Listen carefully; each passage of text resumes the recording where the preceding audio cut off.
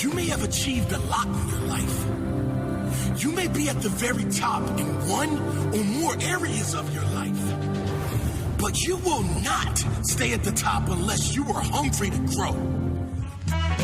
Welcome. Welcome back to the Onealien Show. Hey, it's episode 3. What do you want to do? What do you say? A little bit of time, we're diving into the mind of the Onealien. And I am your host. I am a regular guy living in this crazy world. And I happen to have a crazy mind, a complex male mind. And I do emphasize male mind because there's distinct differences from male and female minds. And that's why I've invited my females to listen. Maybe there's a little insight. Maybe there's something that you could get and say, gosh, dang it, that's why they think like that. Or, wow, I didn't even know that they thought like that. Or, hey, if I remember that, maybe that'll help me next time one of them starts to think like that. So, men, we're men. We're crazy. We're silly. We're dumb. We do stupid things. We try to be logical, but we're not logical. We are disconnected from our feelings. We try to be macho. You know, everybody tells us we have to be macho. We can't cry. We have to be strong. We have to lift everybody up. We have to be the protectors. We have to be the providers. We have to be the father. We have to be the role model. We have to be the leaders. We have to shoulder the burden. We have to make sure that we are doing what we're supposed to be doing because we're men. And men don't run the planet, but by golly, men contribute to the planet. This is the Onealien Show. That's what's coming up tonight. Every next level of your life is going to require a next level you. Next level mindset. Next level courage. The Onealien Show. Today, this morning, wherever you're at on the planet listening, that's what's coming up. Hey, I want to jump into some things that have been on my mind this week specifically. First and foremost, if we could just kind of send out some prayers to the Bahamas as that storm rolled through. I think all of us are floored by the damage left behind. So there's just a lot of people. There's a lot of pain, a lot of confusion, and probably struggling for hope and probably just struggling for faith. Just want to say shout out and prayers to everyone dealing with the aftermath of the Bahamas. Like to say to those who have come to the rescue, there are a lot of organizations, a lot of groups, just a lot of really good people that have great hearts. And so when they see tragedy strike, they're heroes. They step up, they organize things. I saw a story the other day where someone had organized a website in order to help find missing people. There's thousands of names that are still missing, and saw another report where it just kind of talked about what the aftermath looks like and the damage and the buildings and the structure and the belongings and the things that's strung all over and even worse, the pools of water. They're just talking about the pools of water that are just sitting there and the sewage and the decay and all of that nastiness and how diseases and things pop up. And so, man, we just pray. We just lift up everyone who's dealing with the issue and the crisis in the Bahamas. It's like I said, it's confusing, man. It's just such a beautiful place on the planet, and it lays in waste and destruction. Many of those areas down there. So, hey, stay strong and find a way. If it touches your heart and you see something on TV, I always say, be about action. Be about action. If something gives you a twinge in your spirit, or you ever see something that just doesn't sit right with you, don't just walk away and hope it gets fixed or whatever. The reason why it's catching your attention more than likely, more often than not, is because there is something that you can contribute to make that better, to be a positive influence to that situation. So always be looking for that. I know I am. Anytime I see a situation that I could help out, I was in a public area, I want to say a few days ago, and so they were having a problem. They were having a problem with the door that was locked, and with the individual that was had locked themselves in the bathroom, and they couldn't get in, and they kind of were helpless and knocking and asking for them. Obviously, the person had a condition that was preventing them from being conscious at the moment, quite honestly. But needless to say, I wasn't involved in everything going on. But, hey, I heard what was going on, overheard it, and I said maybe I could help them out. Not that I'm an expert at breaking in doors or anything like that. Let's calm down, relax. I'm not referring to a previous lifestyle or anything, but, I helped them get the door open and the services that they needed to provide for the person who was stuck in there could commence. So I saw a need. If you see a need, fulfill it. Isn't that what it's supposed to be? If you see a need anytime in your life, anytime in the daytime, anytime in your environment, whether you're involved or not, whether it concerns you or not, as in whether you are in that position to address that or not, it doesn't really matter. If you have this gift and the ability, or you have the know-how, the knowledge, if you have, sometimes it's just a smile, or sometimes it's just, just asking, is everything okay? All those things help, and that's what we're here for. So, hey, listen, we want to pray for the Bahamas and the crisis. The other thing I'll just say, everybody, please hit social media, man. I mean, help me out. Help a brother out. Just help me out. Social media. I see the views. I see some likes. I see a few comments. I'm getting some private messages and all those things. But everybody's got to understand, this is the world that we live in, the technology world that we live in. And so, man, if you take time to hear me, if you're listening to my voice right now, then that means that you have stumbled across the Onealien Show one way or the other. And so be a blessing. I appreciate you spending some time with me. So I would also appreciate if you could hit our social media. If you're on Facebook, theonealienshow.com. Find it, like it, share it, tell everybody about it. If you're on Twitter, theonealienshow.com. Find it, like it, share it, subscribe it. If you're on YouTube, guess what? TheOnealienShow.com. Yes, sir. And yes, ma'am. Yes, whoever's listening.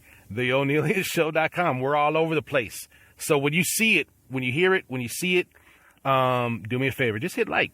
Takes a few seconds. Hit like. Leave a comment. Just leave a smiley face. Just leave a thumbs up. Leave anything. Leave a thumbs down. Hey, that was whack. I didn't really like it this week. Okay, cool. Whatever it is. And then hit share. If there's anything, if you get one thing out of this, okay, then it's worth sharing. If you've gotten one thing, then it's worth sharing, because someone else might get the thing that you got, or quite honestly, everybody's going to get something different, right? Everybody's going to get something different. That's my goal. That is really my passion. My passion is helping people. And so, I do spend a little bit of time on the microphone. I did just launch this a few weeks ago, and I went through all the ups and downs that everybody goes through when you're starting something new. When you're exposing yourself, when you're allowing people into your life, a lot of times we, especially here in America, it seems like in this day and age, we tend to be siloed. I do have hermit tendencies, is what I call it. Hermit tendencies. Meaning, there are many times when I could just stay at home. I mean, I've got everything that I need. I got, the close knit family and the kids and the loved ones, the wife, and food is there, and TV, and I just have everything I need. So I can remain isolated at times, as we all know that isolation is not a good thing. We are human beings, and so we are designed to communicate and to interact, and so that's why God gave a second person. Yeah, that's why God gave his helpmeet to the man. He didn't say you alone is good. He said, I need you to be with somebody.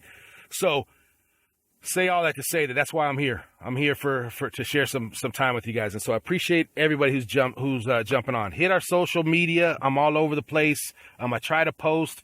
When I see your things, if you're a friend and I see you post something up, I try to do the same thing. I like it. I might comment if something comes to my mind, and I certainly try to share it. I got a couple different types of pages, different avenues that I can share things on, and whatever's applicable, I try to share it. I try to remember to share it. Share 4, 5, 6 things a day, right? Like 5 or 6 things a day, 10 things. They say 10. Sometimes I don't have time to do all 10, but whatever it is, I'm going to spend some time on there, and I'm going to look at what you're doing. I got a good buddy, an old high school friend. Look him up. I wish I had his thing. Right now I'm going to find it. But, man, he's like is a what do you call it? Craftsman, workman. He does those types of things. He's good with his hands and good at manufacturing things. And so he built this he uses old license plates, and he designs these pictures and different designs on the pictures and things like that. So I'm going to get his information because I mentioned him right now. I know his name. I don't know if he wants me to say his name, but I'm going to get his, social information, get it to you guys before the end of the show. But my point is, whenever I see him do some things, I definitely make sure that I share it. Share it on my page, share it on a couple other business pages. Why? We all want exposure. That's what it's for. That's what we're the day and age of social media exposure, right? Getting the word out. Helping people by helping people. Okay. It's no longer could you call one person and just have a conversation that might have helped them out. Right now, you could have that type of conversation, that subject matter, that content. You could blast it all over in all types of people. Because don't we need help? I talked about that last week. We need help. I need help. There's a lot of stuff that I read online. Oh my gosh, that's great. That's awesome. And so things that you guys do help me. Things that I find on social media help me. Now, of course, we have the safeguards. There is plenty of nonsense on social media. All of us know that, you'll get a scantily clad anything and you'll get 1 million likes and 1 million shares and 1 million views, right? Or some type of political hate-filled nonsense. You're going to get 1 million likes and 1 million shares and 1 million views. So I don't go down that road. I just try to speak truth. I just try to speak reality. I just try to speak really what's going on. From my perspective, it's not the correct perspective all the time. I'm not sitting here like I'm the expert and you need to listen to everything I say. But I am here saying that, hey, I've walked the road. I've walked the road for 48 years, and there are some things that I do know, some things that I have learned, and there are people that I surround myself to try to learn more, always trying to learn more. And I know that some people see the value in that as well. Hey, the only thing that I really wanted to bring up from a little sports segment, obviously the big news this week was about the good old Antonio Brown. So I'm not really going to say a whole lot about his antics. What I'll say, my thought is, and I know that a couple people I spoke to kind of had the same thought, and that is, man, I'm just praying for the brother. I mean, there's some things going on that aren't quite right, and there are some, his behavior that he displays is just. It's just not good. It's not good. And so I think there's something bigger going on. But the funny thing is as he left the Steelers, everybody knows I'm a diehard Steeler fan. I bleed black and yellow, black and gold, really old school till they came out with the song Black and Yellow, but it's really black and gold, baby. But I am Steeler Nation till I die. I've been Steeler Nation for many, many years. And maybe one show I'll just share a little bit about how I became a Steeler fan. I'm a bandwagon. I did jump on the bandwagon, if you want to say that, back in the late 70s when I hopped on the bandwagon. They were winning Super Bowls. I was a young man. I was impressionable. And so I hopped on the Steeler Nation bandwagon back then. And being from Arizona, back then we didn't have any sports teams. We didn't have a professional team, right here locally. So no offense to the Cardinal fans. Hey, I get it. I like the Cardinals, but obviously I'm diehard Steeler fan. I say all that to say that when AB left, we had our ups and downs. We had a few feelings here and there, but in the end of the day, championships, they have the philosophy of the next man up. So we let him go, and good riddance. Have a good time. All the antics that happened in Oakland, nonsense. All the transfer over to Patriots, nonsense. Obviously, as a Steeler fan, the last place I want to see any baller, because AB is a baller, he does have statistics, and so we could talk about his character and his mental stability, but on the football field, man, it's undeniable what his abilities, athletic abilities, natural abilities produce. So naturally, when he went to the Patriots, man, I'm livid. I can't stand the Patriots. Shout out to all my Patriot fans. Yeah, right. Jump off a cliff. No, I'm kidding. Shout out to my Patriot fans. Hey, whatever, man. You got 6. You caught up with us, and so now it's a race to 7. We'll see what happens. But anyways, point being, AB, Antonio Brown, look, good riddance, goodbye. Go over there, do your antics. Go over there, do your antics. Hey, it might come back to haunt us in the playoffs if you're still balling. But what I will tell you, the funny thing is, when I really kind of thought about Antonio Brown, he he's almost like the crazy ex-girlfriend. That's how a lot of Steeler and the Steeler pages that I've been on and kind of all the Steeler fans have been kind of talking about. He's like that crazy ex-girlfriend where, man, wherever he lands, wherever he's at, you kind of look at that dude and be like, all right, bro, yeah, she may be fine. She may be hot, but, man, oh man, good luck on that one, that guy. Good luck on that one, that guy. Good luck, right? That crazy ex-girlfriend, you see her with another dude, and I can just imagine AB at the last game as the Steelers were getting stomped. Okay, I'm a diehard fan, but I'm also a realist. All right, we got stomped on primetime Sunday Night Football. We looked horrible. Yeah, go ahead, leave a comment. We were whack. I get it. But AB was on the other sideline. I just, in my mind, I just imagined, the Steelers looking over there like, man, yeah, AB, you're a baller. You're a baller. Didn't have a Super Bowl ring, FYI. That's a side note. Did not win a Super Bowl. Lots of statistics, no Super Bowl, but that's okay. Anyways, the crazy ex-girlfriend over there on the other sideline is like, ha, yeah, good luck, guys. Good luck. That's how I feel about AB. Crazy ex-girlfriend. Okay? You have a good time with her. Hopefully you guys are super happy, Patriots, Tom Brady. Hopefully you can sling that ball to him, do everything you're already doing. The whole circumstance was suspect. How it went down is super suspect, but that's okay. Whatever. I'm not going to beef about it because you got the crazy ex-girlfriend in your corner. So have fun. Enjoy that.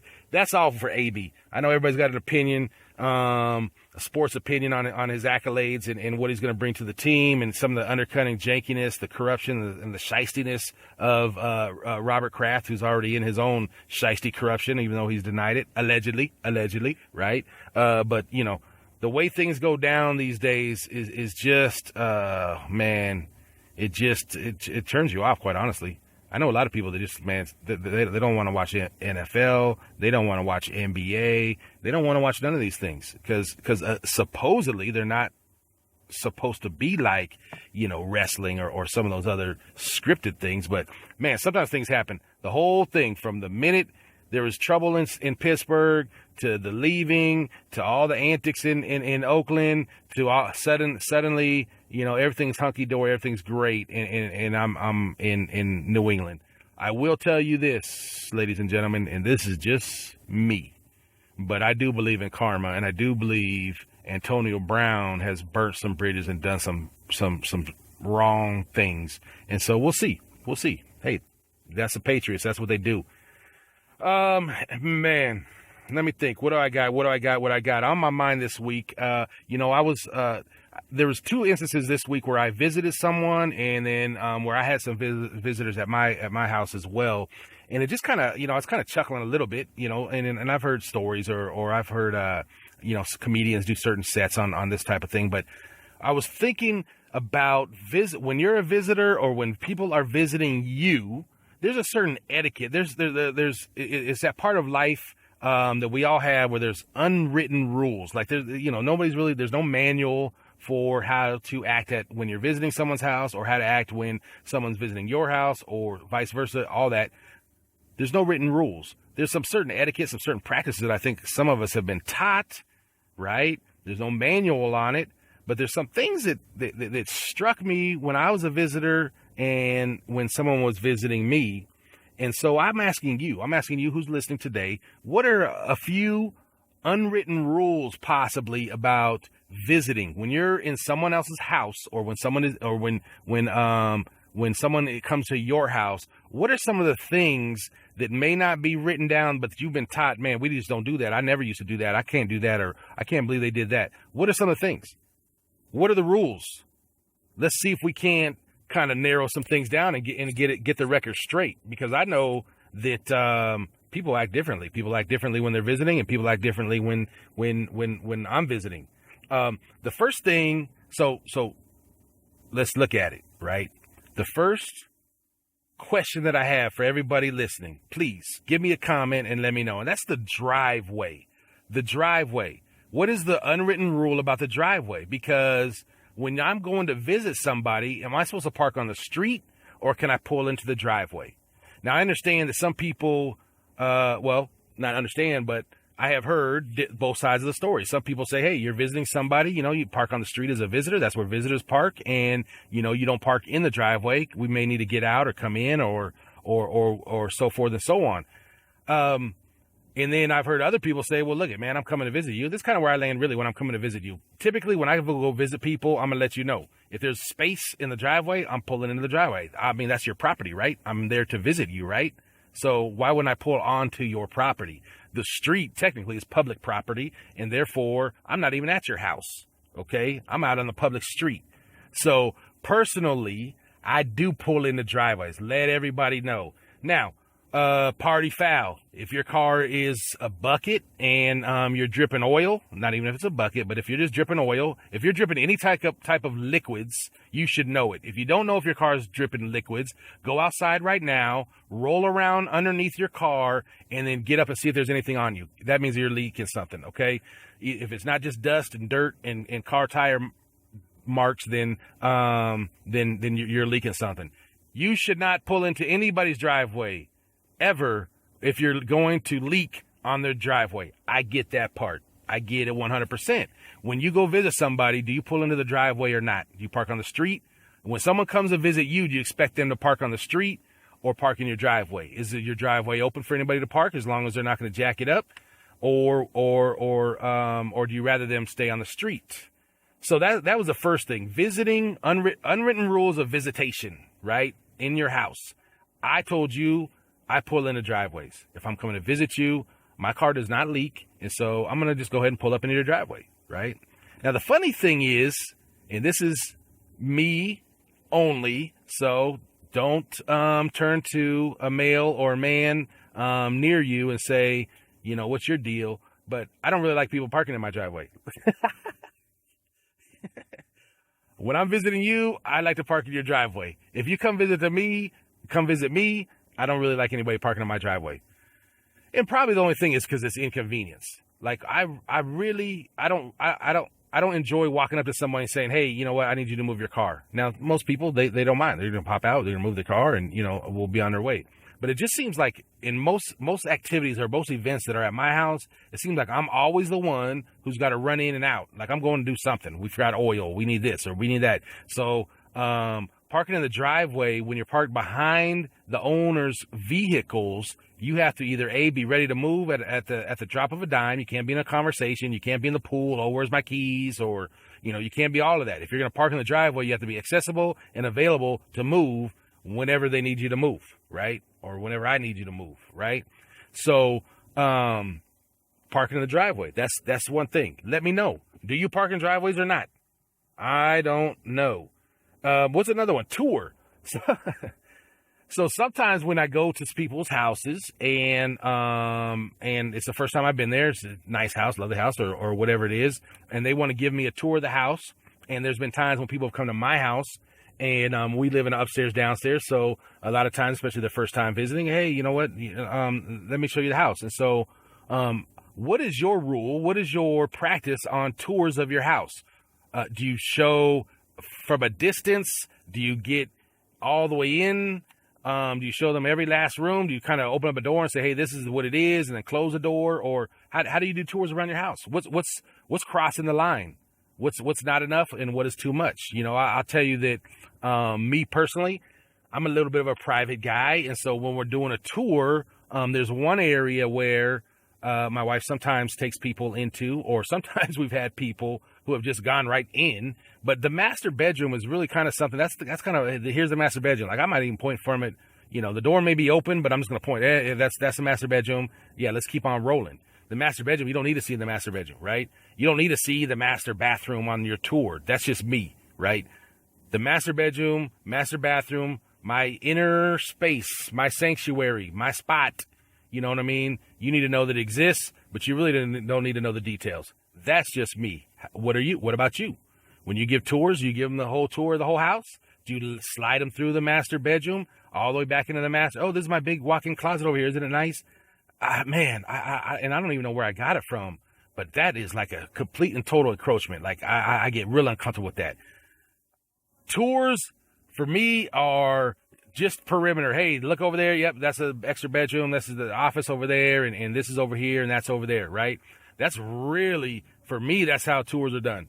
When you're visiting someone and they give you a tour, are you interested in looking at everything? That's the other thing. Man, I'm just an unusual guy, but man, I your house is great, love it. I mean, one bedroom is another bedroom, or one loft is another loft. Oh, I love what you did with your loft. I don't know. I'm not really interested in a whole lot of that.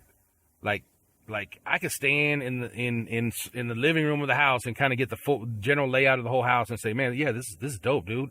Yeah, nice house. I like this. I like this house. I don't need to go room to room to room. Okay. My wife, she'll give you a tour. She'll take you room to room to room. Maybe that's just what females do. I'm not sure, but I'm good.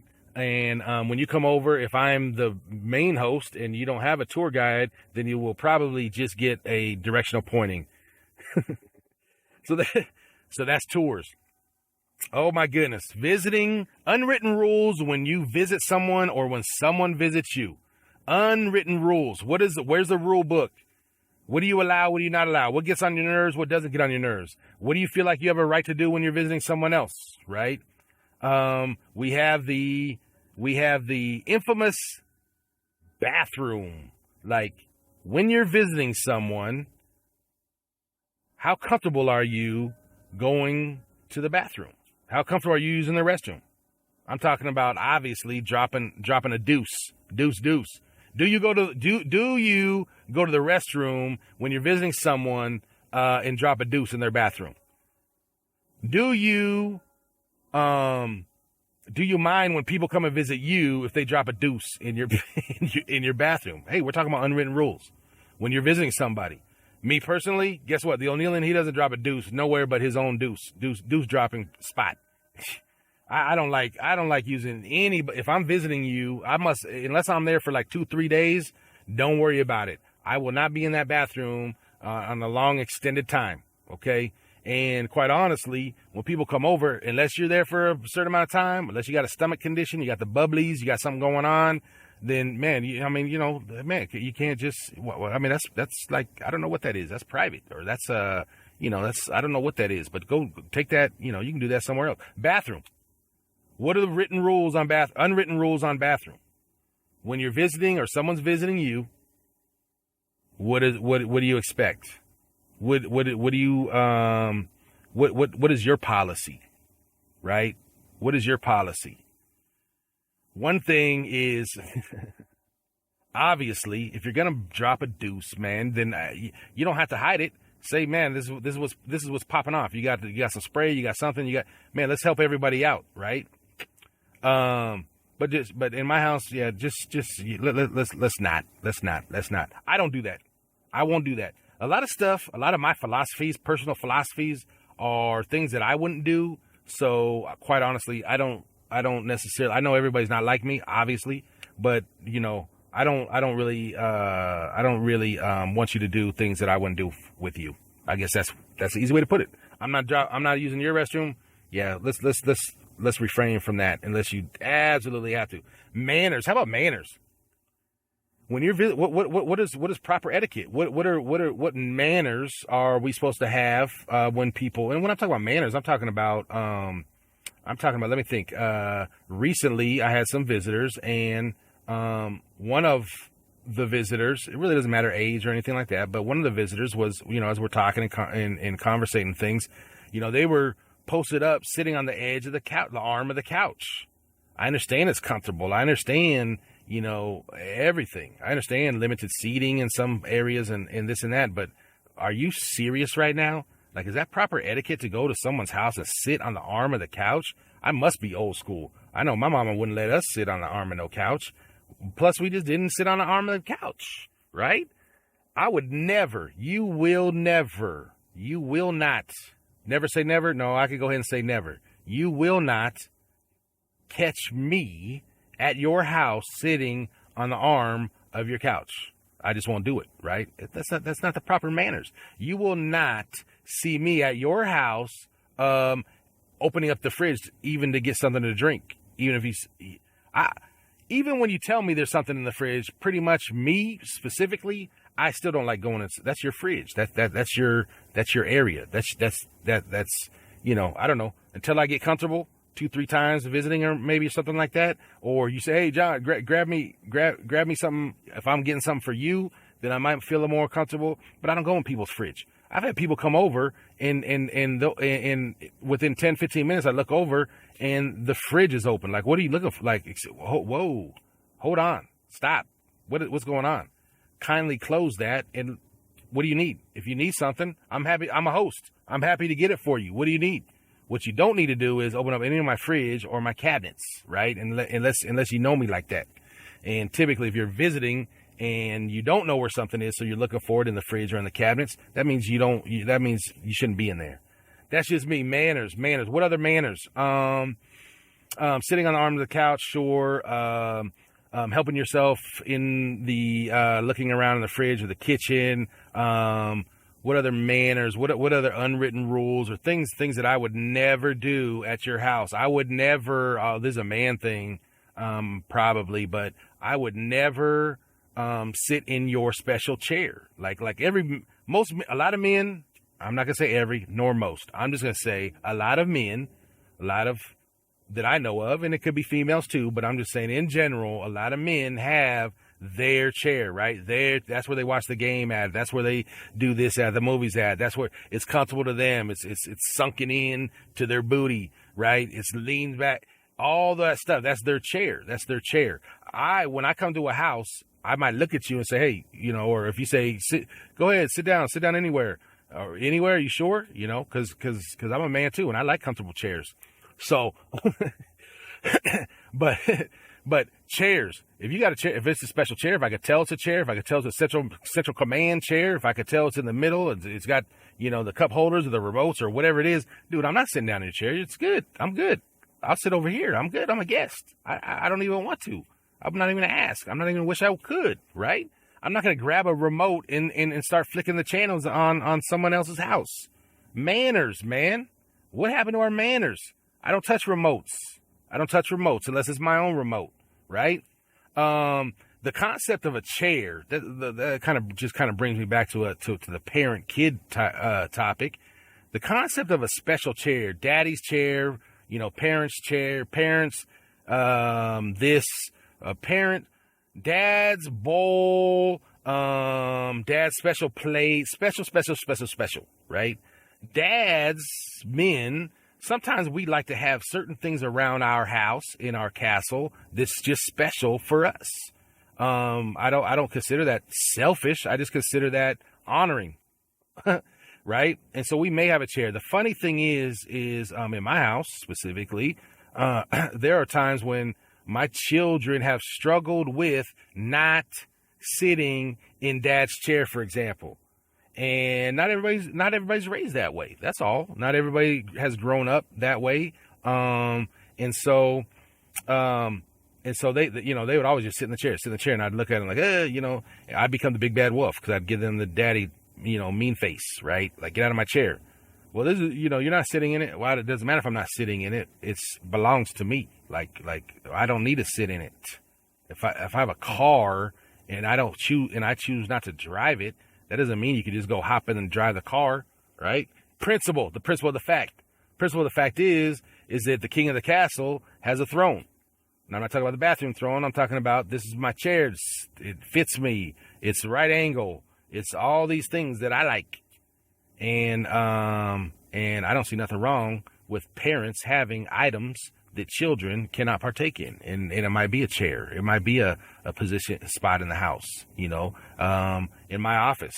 Nobody comes into my office. Nobody, unless I'm in there and they're coming in to talk to me or hang out or do whatever if they're invited. But, the office is off limits. I got a chair that's off limits in general. Those are just manners, right? Unwritten rules when we visit people's house.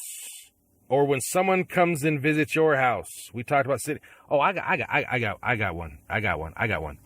I don't know where it got lost in this new generation. I just know how I was raised again, and I know how what makes sense to me, and that is greeting. When you walk into a room, when you walk When you walk into a room, not when someone else not when you're already in the room, but when I walk into a room, there's a couple things that I feel like are proper etiquette and manners. And that is, number one, whoever is the owner of the room, I'm going to greet you. Whoever's the elder in the room, I'm going to greet you. Whoever's the female in the room, I'm going to greet you.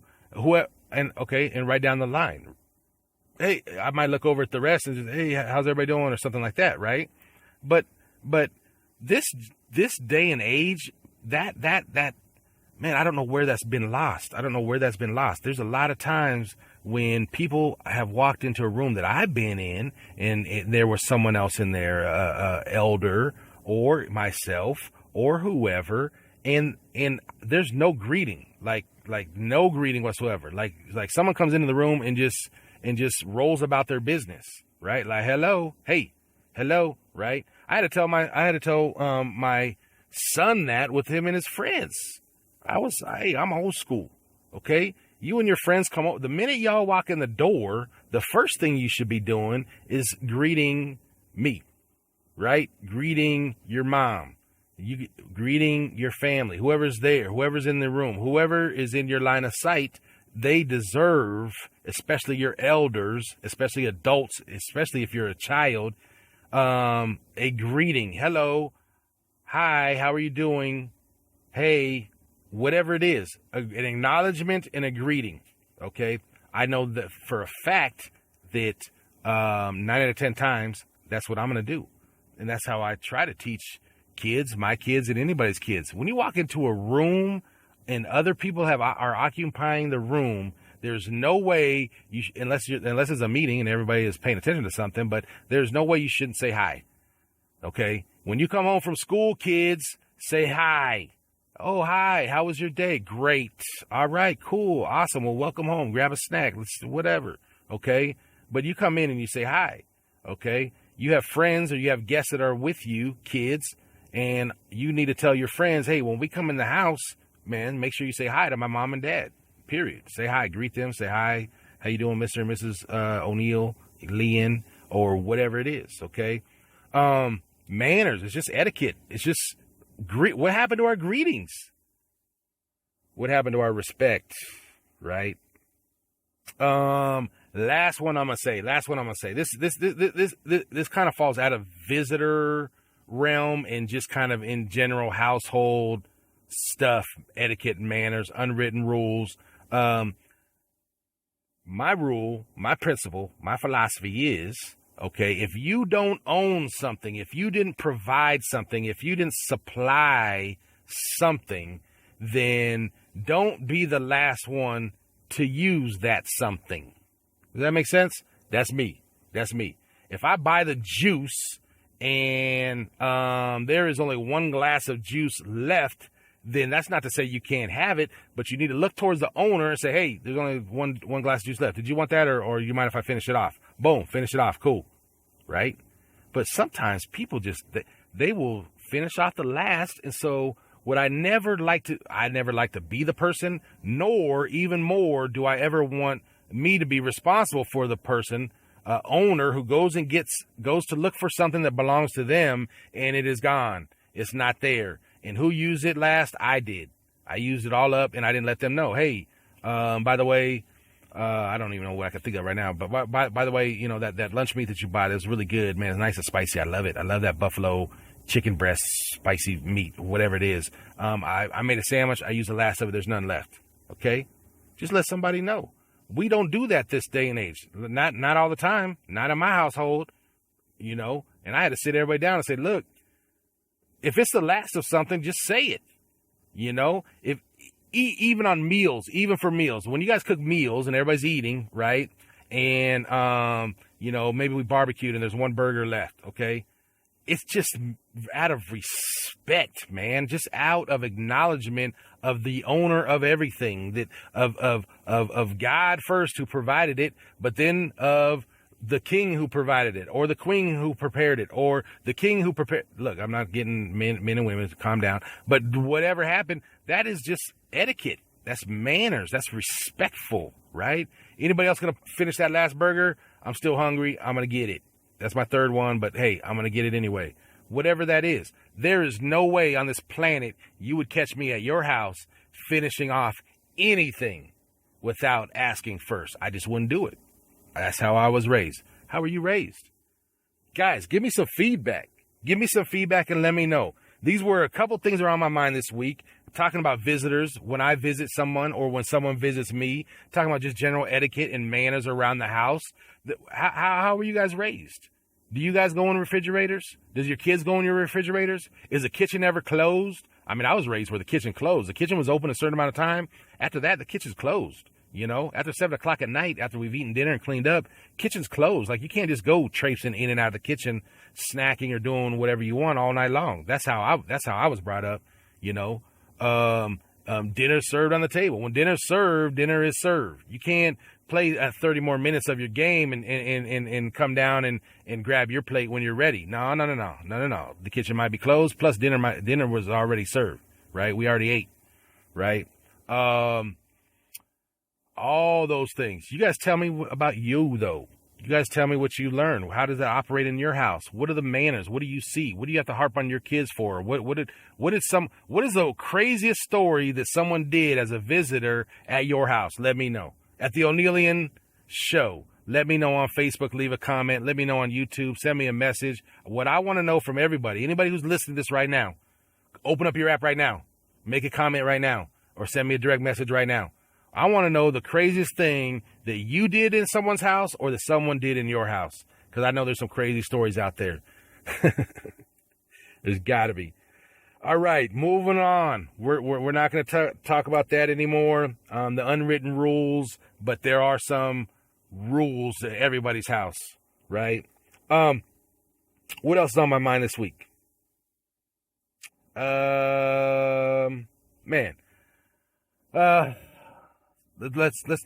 get a little, let's elevate. All right. Let's talk about personal stuff, personal growth, personal, taking it up to the next level. As I was looking through or just kind of doing my browse through some of my business pages and some of the places that I try to get motivation and inspiration from, I ran across something that spurred a question in me. And the question that came to my mind is that I'm going to ask you right now and that I asked myself was, who do I surround myself with? Now, I know that seems like a basic question, but I want us to focus on that a little bit. Who do you surround yourself with, right? Grab a piece of paper right now. Think of 3 mental names in your mind. Write 3 names down if you have to. Who are the 3 people that you spend most of your time with day after day after day, right? You may have a spouse. Let's talk about adult people. Okay. There are some, kids obviously, but, adult people, spouse, boss, coworker, friend, extended family member, whoever it is, right?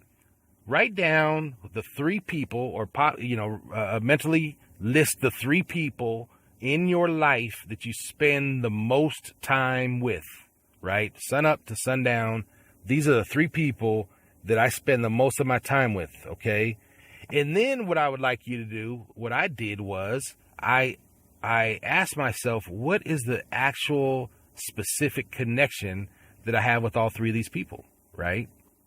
What is the specific connection?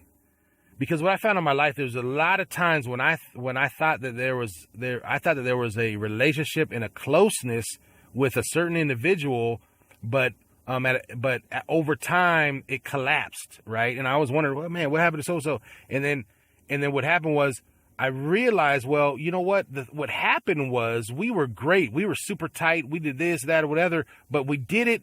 And this was the main connection.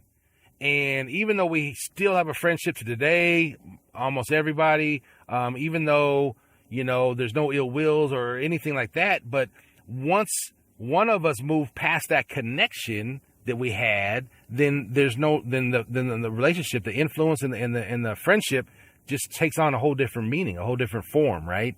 So out of the 3 people that you have that you spend the most time with in your life, everybody who's married, the number 1 person obviously is going to be your spouse. Oh, let me say this caveat also for my spiritual, heavenly people, and that is, I know God should be number 1. Okay, I get that. I'm talking about physical people, human beings, you got to be specific, in your life, okay, that you spend the most time with.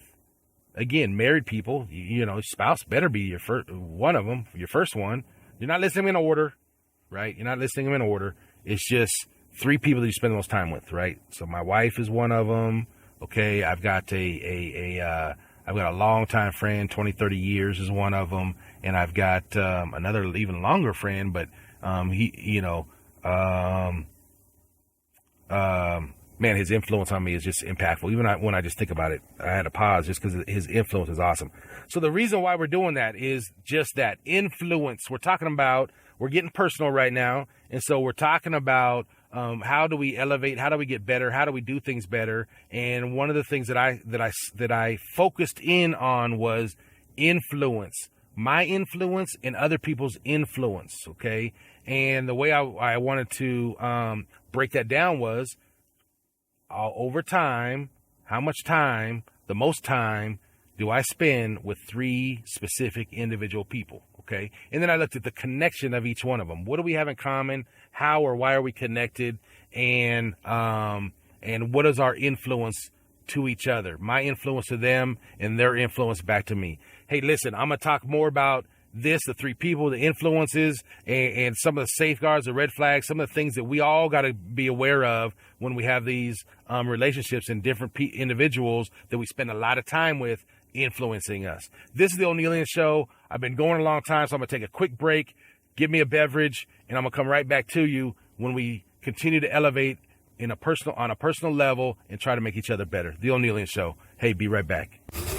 This life is short, and regrets are not a part of who I am. I will achieve my highest potential. I will push for that next level. The Onealien Show. Hey, everybody. Welcome back. Welcome back. Thank you for allowing me to take that quick break.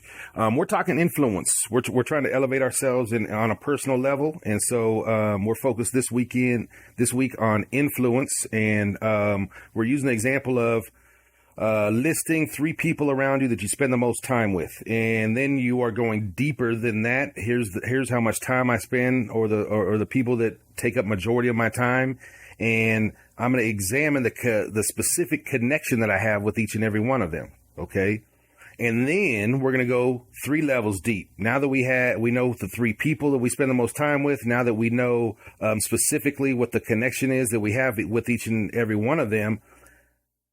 Then we're going to look at, is the influence positive or negative? Are they adding to, or are they taking away? Because if you're going to be really honest with ourselves, there is, out of the 3, there's potentially 1, there's potentially 2, and maybe for some of you, you're going to be shocked and you're going to say there's all 3 of the people that I spend the most time with. Quite honestly, when I look at the connection and I see what we're doing during that time, I realize that it's kind of a negative relationship, or I realize that the influence that they have on my life is not positive. It's not adding to. When I finish the conversation, or when I finish that time of interaction with them, do I feel uplifted? And then let's reverse it. Do they feel uplifted? Those 3 connections that you have in your life, is your influence on them positive or negative? Do you have that one person that you call that's my venting person? That's the person I could always call. Oh my goodness, when things are just going this and that way and this way and that way, I could always just call on this person and just vent and just get it off my chest. They're a great listening ear. Are they a listening ear? Is that all they are? Or do you find yourself venting and then them pacifying your vent, or them agreeing with your vent, or them venting as well, and then 30, 40, 50 minutes later, both of you guys are basically just complaining and gossiping? Is that the influence that one of your 3 has? Is it positive or is it negative? Is your influence in their lives? If they list you as one of their 3, what is the connection that they're going to say? And what type of influence do you have on their life? Are you adding to their life? Right? That's what we're going to look at, because ultimately, I have found that when there's someone out of those three that I'm spending the most time with, and their influence is negative or is not adding to my life, then I gotta cut that one off. I gotta cut it off, right? That's just me. I've got to cut it off. I don't have time. I don't have time right now.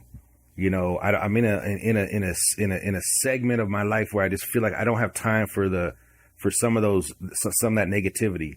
I don't have time for pacification. I don't have time for victimology. There's just things that I have found personally at this stage that I don't have time. I really just don't have time for that. Is there something that you could add to my life? Why? And be clear.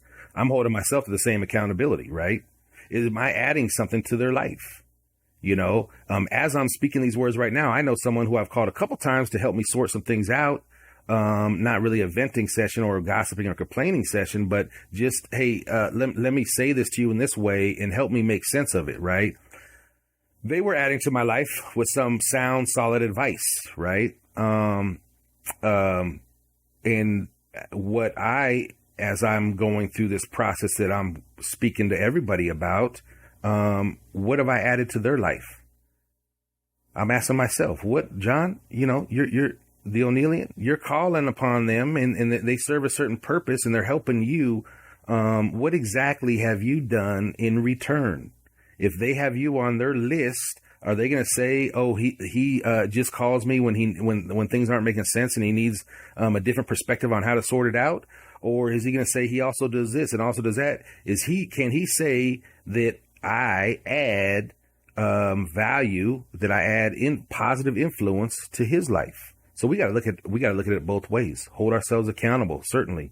Out of the three people that you listed and yourself, right, and the positive or negative influences they bring your way, you can you or can you not control that? You can't control what other people do, or you can't control the type of influence that they're attempting to bring into your life. But what you can control is yourself. You can control the gateways in, and you could most definitely control the output, right? So let's look at our output today. The three people we spend the most time with, right? Is our influence in their lives positive? Is it adding to their lives? That's the question that we're asking. One thing that I do know with influence in the people that I've been surrounding myself with is I need people that are going to tell me the truth. You know, I had a conversation with someone just this morning and I told them that I love them so much that I have to tell them the truth. And I gave them a piece of something that will help them out in the long run. But it was hard to receive a little bit. You know, they kind of struggled with receiving it right now, but they understood it was the truth. And I was going to say it because I cared about them. I'm not going to keep watching someone continue to do something that is not positive in their life, right? I'm the one that'll tell you. Okay, I'm the one that'll tell you. I know people who, you know, they may not assist, but they just don't feel like it's their place to say that. Now, of course, if it's someone you don't have the right relationship with, they may take it very wrong because they don't know that you love them, or they don't know what your heart is, or they don't know where you're coming from, your perspective, or they don't know your intentions, right? So you have to be careful who you're attempting to add influence to, because that influence could be interpreted. It will always be interpreted one way or the other, right? But I want people around me that'll tell me the truth, right? Iron sharpens iron. When we're talking about men and some of our, like my men's group that I go to, and, you know, when I'm talking to other guys and they're telling me the truth and I'm telling them the truth, and we got a little edge to it because we care about each other that much, and iron sharpens iron, right? And I need that. I need that in my life. You know, I don't need to think that I am right. I do not think that I'm right. I do not think that my way or the highway. I do not think I'm the only way. I don't even say, well, that's the way I've always done it, as if there's no way for me ever to do it a different way. Okay. I need people in my life that I know care about me and who are going to tell me the truth and who have a positive influence, who have an uplifting influence on the things that I'm doing. And sometimes it hurts a little bit, and sometimes but every time it brings freedom. Does that make sense? So the other safeguard that I have is I don't really need, and it kind of falls, back in the line of truth, because sometimes you'll get people, they may not be specifically or blatantly a negative influence on your life, but what they can be is yes people. Like, I don't need somebody around me all the time that's yes, yes. Oh yeah, great, awesome. Yes, we'll do it that way. Oh yes, that's the best way. Oh yes, yes, yes. No, I don't. That's not helping me. That's not helping me. I could do it by myself the way that I always want to do it. So if you're just going to say yes on everything, you can't help me out and think of a different way, or just present a different perspective, or look at it in a different light, then I'm still the full-time driver, right? And many times in life, that's the problem. They say Jesus take the wheel, but many times in life, I need someone else to help me drive because I'm lost, right? I took the wrong turn. So it's not that I always have to be in control of the path to the destination, right? Of course, we're hopefully competent enough to work out where our destination, where our end in mind, our true north should be. Okay. But I need help navigating the waters. Don't you need help every once in a while navigating the waters so you don't get lost, so you don't take a wrong turn? For sure. So I don't need a bunch of yes people in my life. And finally, the last thing that I'll say about influence, about elevating yourself and becoming a better person, and looking at the 3 people in your life that have the most influence, evaluating the connection and why, or what the common thing is that you guys do when you're spending those time together.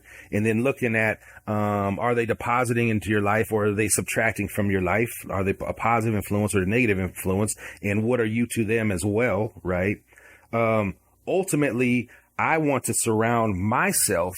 I want to have people, out of those 3 people, I want to have at least 1, 2, maybe all 3, right? Who are already at that destination. Okay. Maybe not arrived at my final destination, but I want people that are already down the road of where I want to travel. I want somebody out of those 3 people that I'm spending the most time with. I want them to have already tackled some of the hurdles that are approaching me. Okay. I want them to have gone up to the mountain and come back down. And now they're giving me the best handholds and footholds to scale this thing. Right. And they're telling me what type of equipment I'm going to need. They're not taking me up the mountain. Of course not. You're right. I'm not hopping on. We're not doing a tandem up this mountain. No, you've already been to where I'm trying to go. You're valuable to me. One of the 3 people that I spend the most time with has got to be a person who has already been to where I want to go. Because for me, humbling yourself, listening, and understanding that every path is hard. Every road has speed bumps and potholes. Okay. Every ocean has choppy waters and a storm brewing. Okay. So that's a given. But the people you surround yourself with is how, I would say, detrimental to your ultimate goal or to your course may be. Okay. You got the wrong people surrounding you. They're not giving, if they haven't already been where I'm trying to go, I'm not quite sure. Both of us are guessing, right? We may be educated guessers. We may be lucky. We may be blessed. We may be very fortunate. We may choose a lot of the right choices, of course. But at the end of the day, if you've already been to the other side, then I'm going to listen very intentionally for you to help me get there too, right? Because all of us should have a goal. All of us should have a destination that we're striving for each and every day. So this is the Onealien. I hope that today we had a good time together. I hope you got a little something. I hope that you're able to give me some feedback, as I've been saying several times during the show. Social media all over the place. Okay. Even email. You want to email me? You could email me at joneal@theonealien.com. You can go to my website, www.theonealien.com.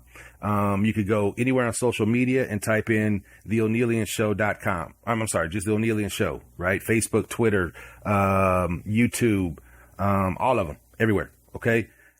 Okay. I keep getting the shutdown signal. So, listen, it's been a pleasure. Like I said, I'll see you guys next week. Okay. I got to get out of here. The Onealien Show, AKA your host, The Onealien.